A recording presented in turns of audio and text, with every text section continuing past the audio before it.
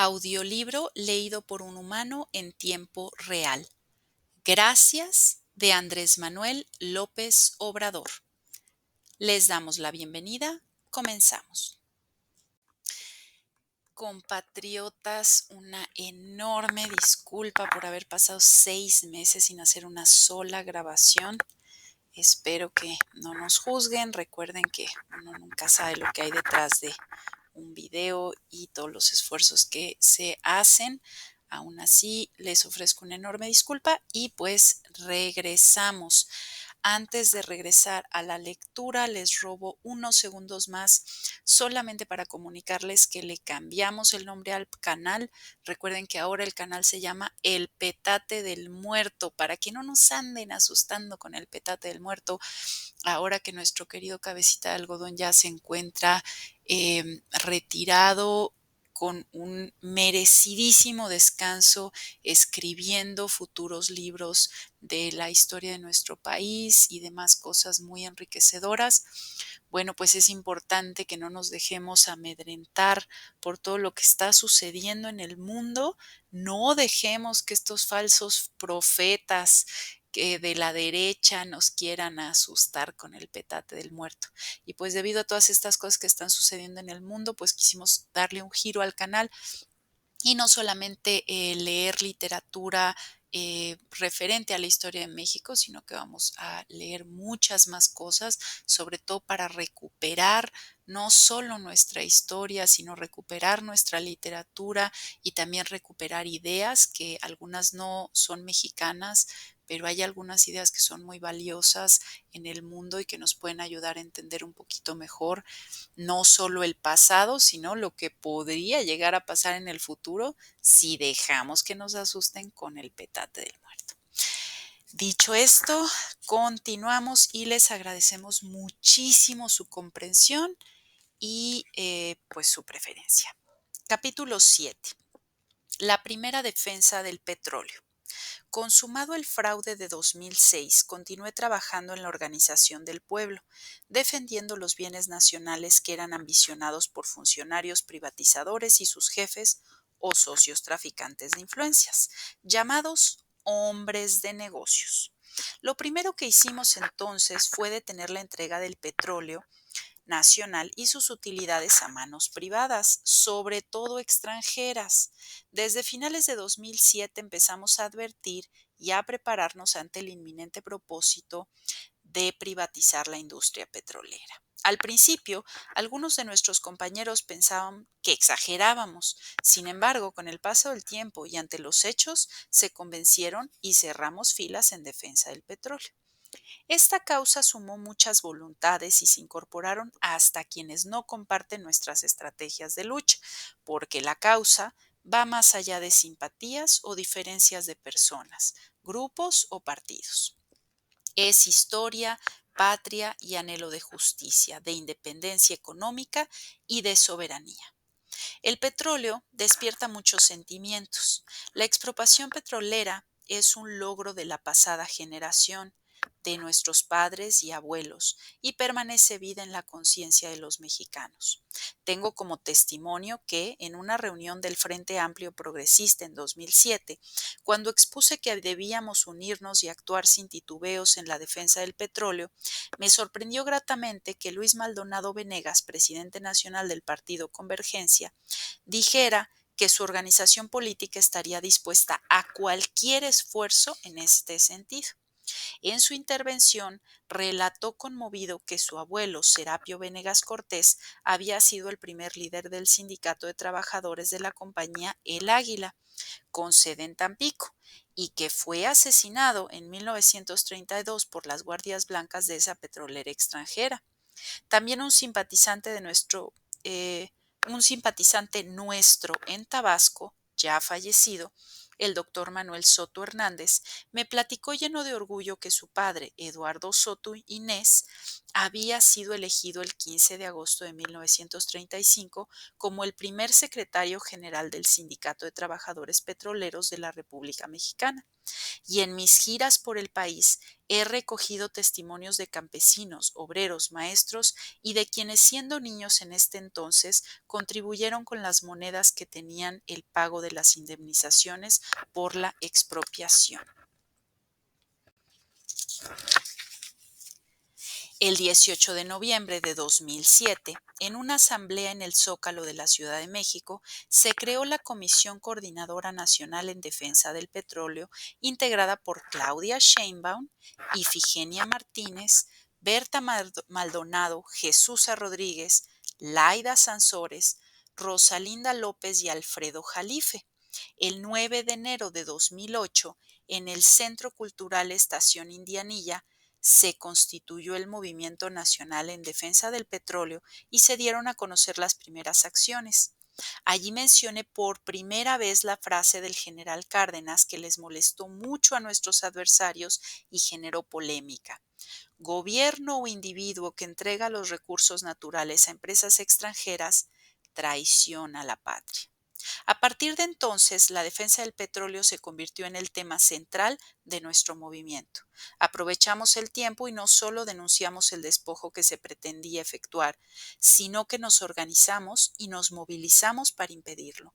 El 24 de febrero nos reunimos frente a la torre de Pemex. En esta ocasión se llamó a la formación de brigadas en todo el país y se dio a conocer el plan de acción para la resistencia civil pacífica.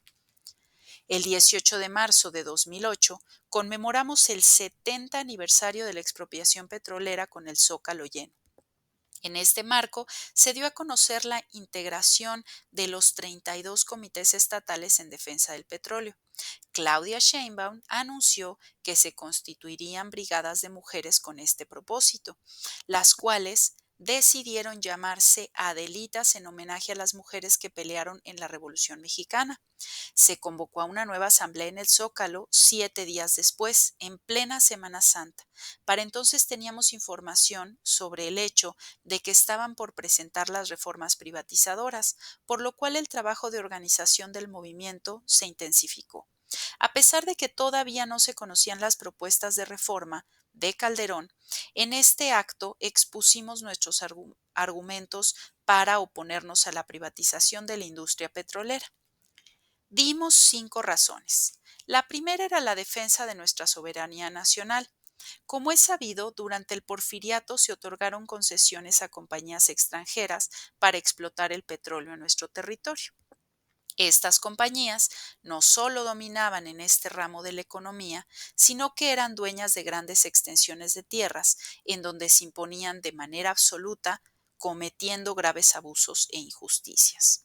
Uno de los logros más importantes de la Revolución Mexicana fue en el artículo 27 de la Constitución se estableció el principio de que la nación le corresponde el dominio directo de todos los recursos naturales, entre ellos el petróleo y todos los carburos de hidrógeno, sólidos, líquidos o gaseosos.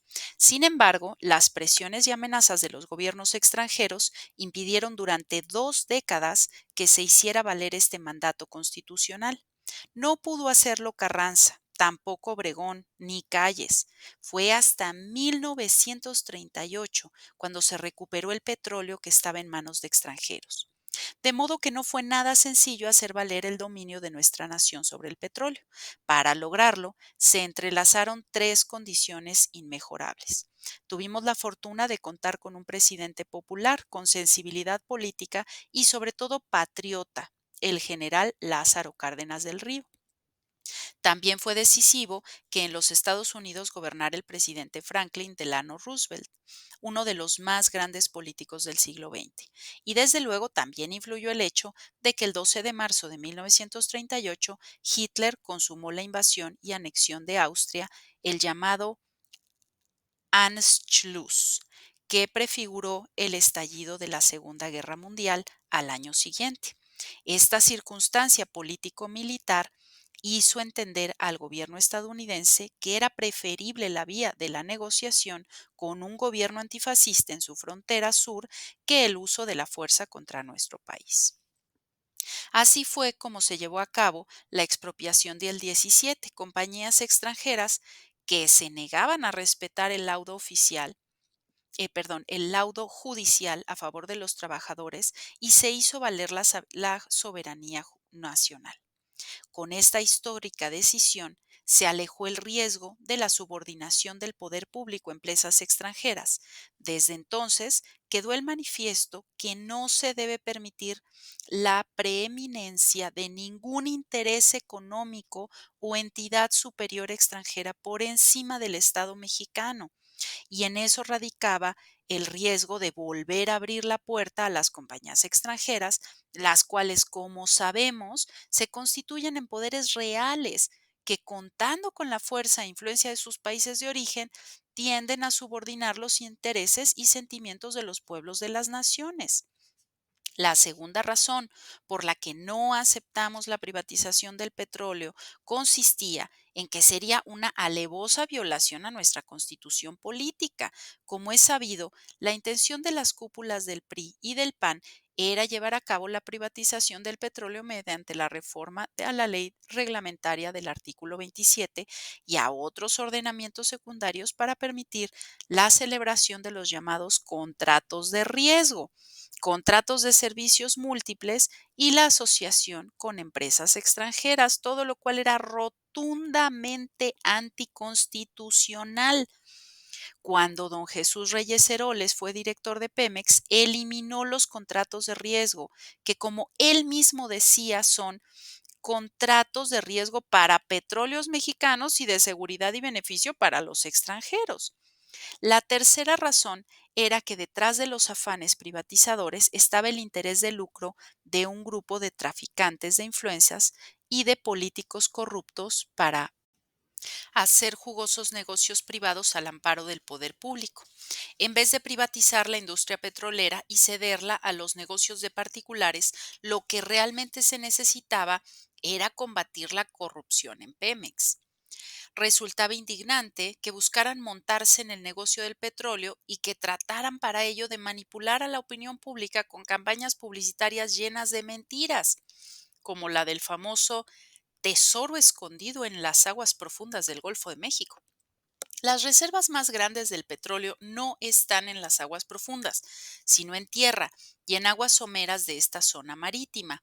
Usaban el pretexto de la extracción petrolera del fondo del mar junto con el embuste del efecto popote en los yacimientos transfronterizos, según el cual las petroleras estadounidenses chuparían desde perforaciones en aguas de su país el petróleo de los yacimientos mexicanos.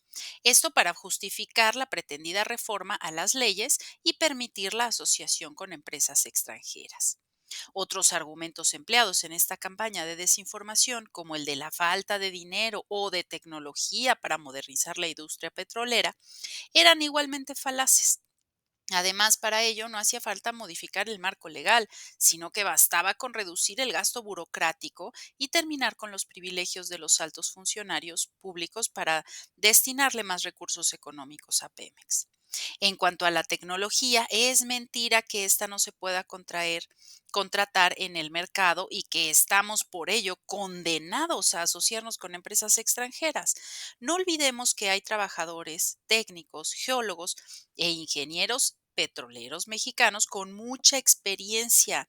Recordemos que apenas había transcurrido un año de la expropiación de 1938, cuando, a pesar de la sentencia de los dueños de las compañías extranjeras de que no podríamos salir adelante sin su tecnología, los trabajadores y técnicos mexicanos sacaron a flote a la industria petrolera.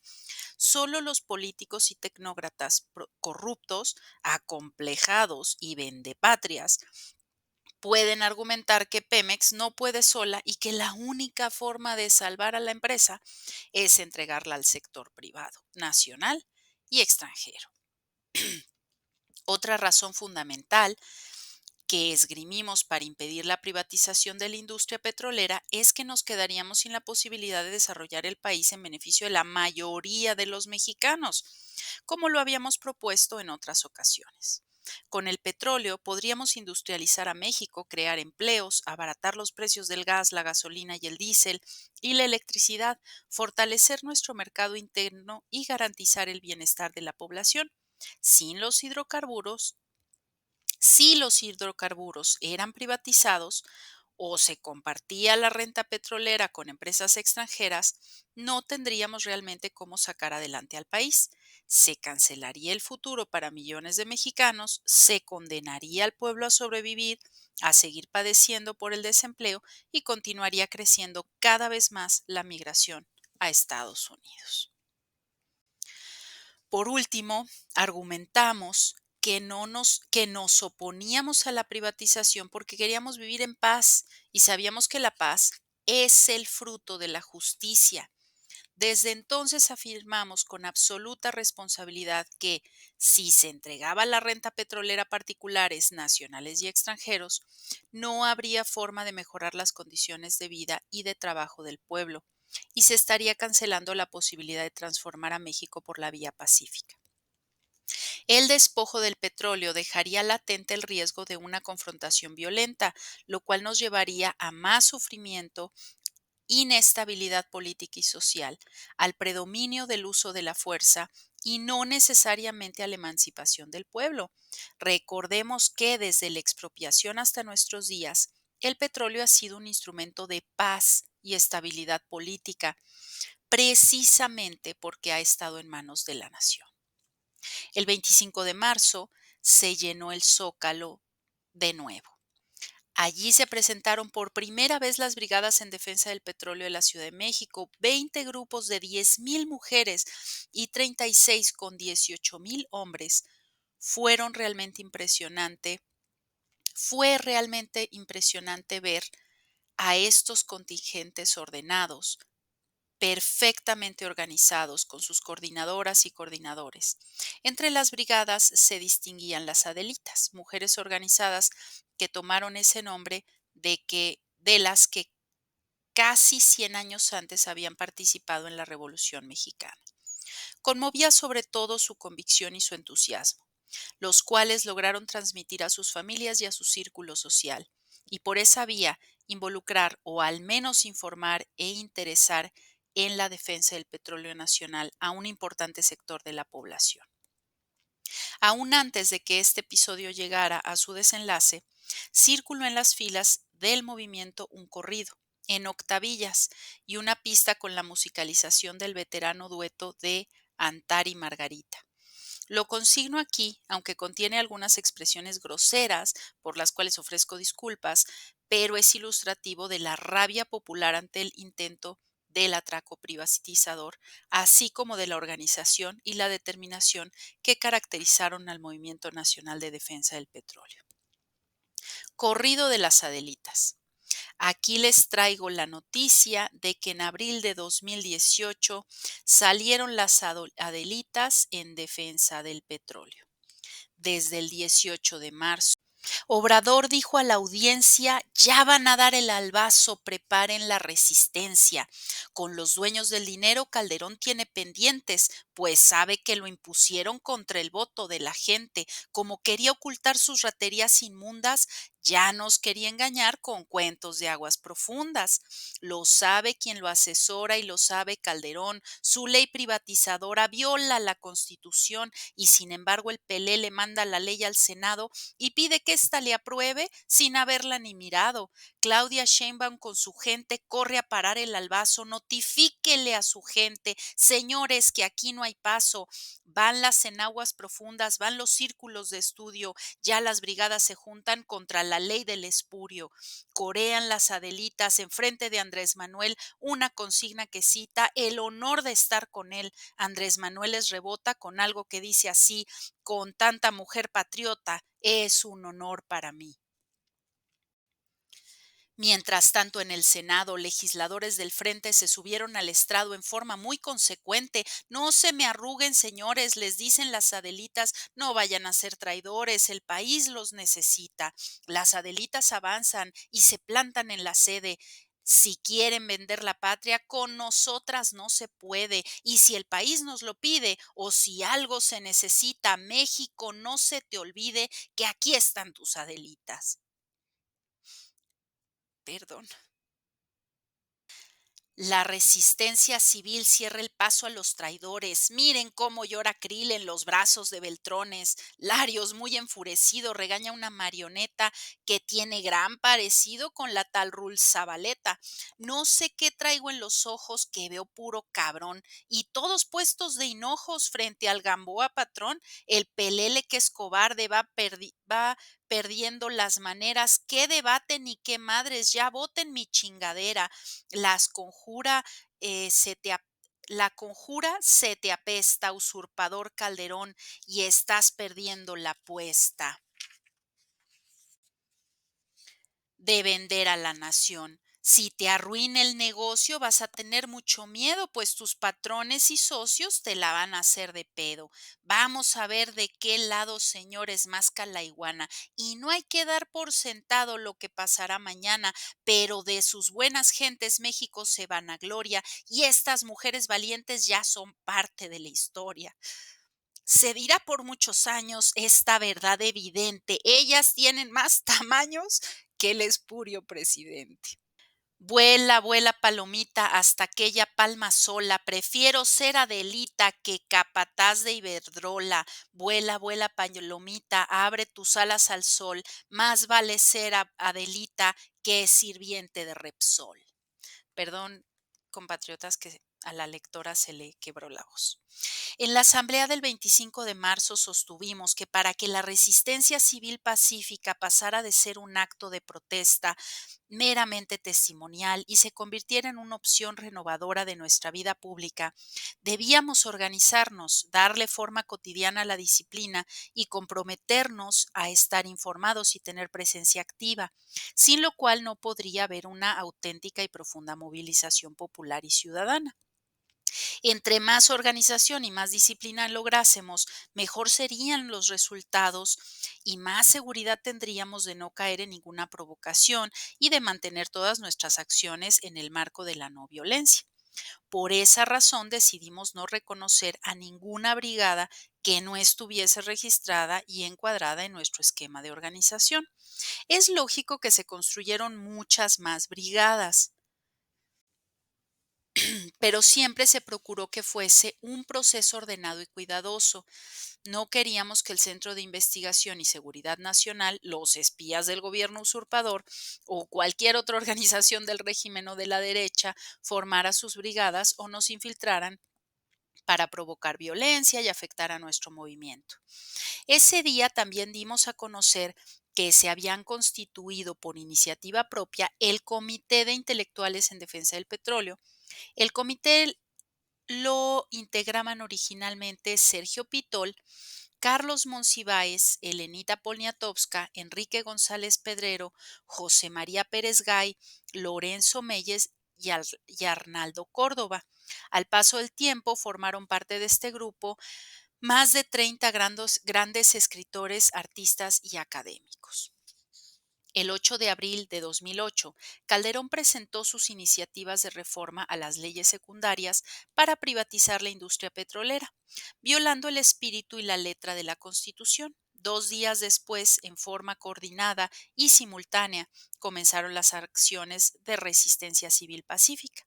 La primera medida la tomaron los senadores del Frente Amplio Progresista, al ocupar la tribuna de ese recinto legislativo. De inmediato hicieron lo propio, en apoyo a sus compañeros los diputados del PRD, PT y Convergencia. Todo esto fue acompañado por la acción extraordinaria y ejemplar de las mujeres brigadistas que participaban activamente en la defensa del petróleo, quienes a su vez fueron respaldadas por los hombres que formaban parte de las brigadas de la Ciudad de México y del municipio de Catepec, Estado de México. Con humildad resolvieron llamarse a sí mismos Adelitos. El día 13 de abril de 2008 se llevó a cabo una marcha en la capital del país del Ángel de la Independencia al Zócalo. Ahí fijamos una vez más nuestra postura y dejamos en claro cuál era nuestra principal demanda en los movimientos. Exigimos algo totalmente racional, pacífico y posible, que se convocara un debate nacional plural y democrático con toda la sociedad tal como lo había propuesto el Comité de Intelectuales días antes.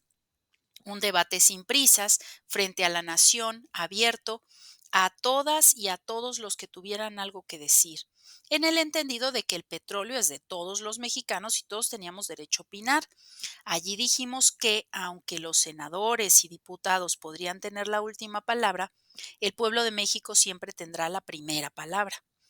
Como lo habíamos previsto a partir del 10 de abril, cuando comenzaron las acciones de resistencia civil pacífica, se intensificó la campaña en contra de nosotros en la mayoría de los medios de comunicación.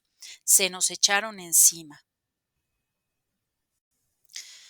Con gran hipocresía, se decidieron a rasgarse las vestiduras y atacarnos y ofendernos de manera vulgar. Pero en medio del griterío, ¿qué se alcanzaba a escuchar? ¿Qué alegaban? Acusaban a nuestros legisladores de haber secuestrado al Congreso, además de que ellos formaban parte del Congreso.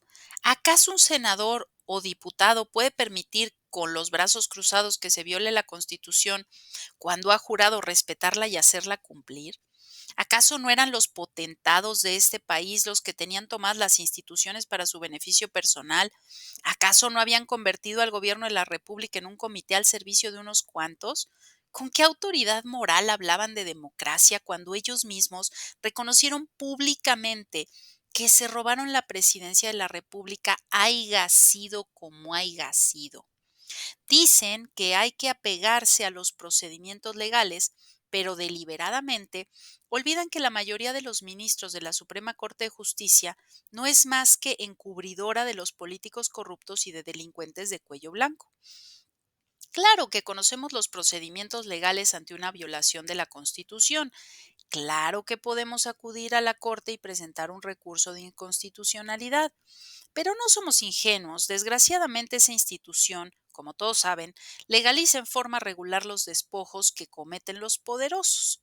En la mayoría de los medios, en la radio y en la televisión, los conductores vociferaban que teníamos secuestrado al Congreso.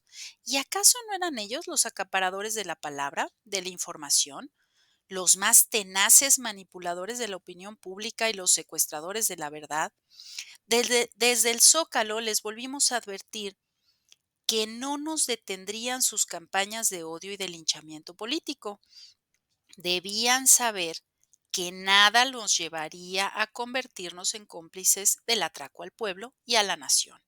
En ese entonces sostuve que nuestro movimiento estaba integrado por mujeres y hombres dignos que no se medían con el rasero de la política tradicional, sino con el de la historia.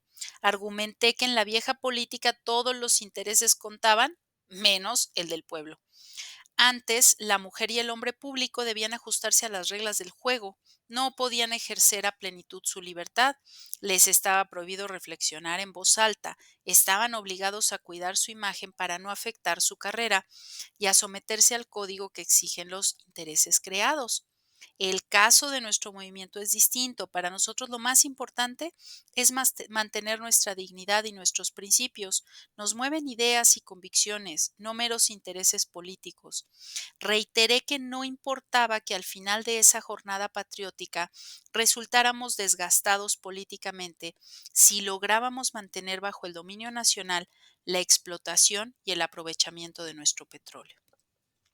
El día que presentó sus iniciativas, Calderón afirmó en una entrevista con Joaquín López Dóriga que quería su aprobación antes del 30 de abril, cuando, compatriotas, ya está la parte siguiente, ya está subida en YouTube. Lo que pasa es que no pudimos seguir pagando Canva Pro y por eso lo tuvimos que dividir en tres para descargarlo y poderlo cargar en YouTube. Así que ya está, si quieres irte para allá al playlist y darle clic, recuerda darle clic a la campanita, suscríbete, regálanos un like que nos apoyas mucho y pues que no te anden asustando con el petate del muerto. Nos vemos para la próxima.